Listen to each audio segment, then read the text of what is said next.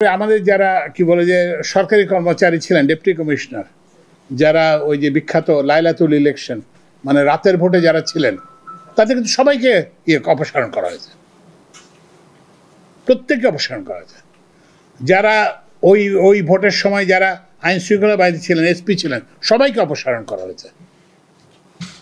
তো সুতরাং আপনারা যারা এবার নির্বাচনের দায়িত্বে থাকবেন, একটু নুরুল হুদার পরিণতির কথা চিন্তা করবেন। ওই যে সেই সব ডিসি মহোদয়ের পরিণতির কথা চিন্তা করবেন যারা 2018 সালে রাতে ইলেকশন করে মনে করতেন যে আমরা তো পার পেয়ে গেছি, অতিরিক্ত সচিব হয়ে গেছেন, নানান রকম সুবিধা পেয়েছেন, এটা সুবিধা, কিন্তু শেষ পর্যন্ত শেষ রক্ষা হয় না। কারণ হচ্ছে যে আমরা সবাই খুব শক্তিহীন মানুষ, আমাদের আসল শক্তিটা হচ্ছে মানুষের, জনগণের কাছে। এটা একটা জিনিস। আরেকটা জিনিস হচ্ছে যে এখনও আমরা শুনতে পাচ্ছি যে আপনারা এখনও একটা ওই কি বলে যে নির্বাচনে কে জিতবে না জিতবে, কার জোর বেশি না বেশি, এটা যাচাই করা সরকারি কর্মকর্তার কাজ না। এই যে আমি তো যেটা বললাম, আমি তো সরকারের সচিব ছিলাম, আমি অর্থ বিভাগে বেশিরভাগ সময় কাজ করছি, অর্থ মন্ত্রণালয়ে। সাইফুর রহমান সাহেব ছিলেন বিএনপির অর্থমন্ত্রী, আমিও ওনার বেডরুমে গিয়ে কাজ করতাম বাজেটের সময়।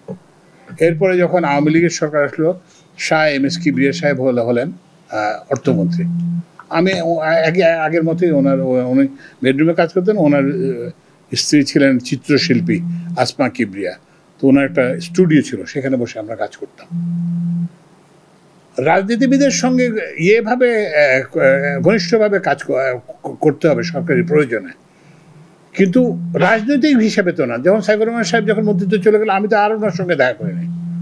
আমি এরপরে ওনার সঙ্গে দেখা করেছি, ওনার সেই যেদিন ট্র্যাজিক ইনসিডেন্ট হলো, এবং দুজনের সঙ্গে আমি আর নেক্সট টাইম দেখা করছি সেটা হচ্ছে যে তাদের যে জানাজা হলো, দুজনেই খুব পরিস্থিতিতে ওনারা মারা যান। আমি তাদের প্রতি শেষ শ্রদ্ধা জানাতে গেছিলাম। আরেকটা জিনিস আপনাদেরকে বলতে চাই, সেটা হচ্ছে যে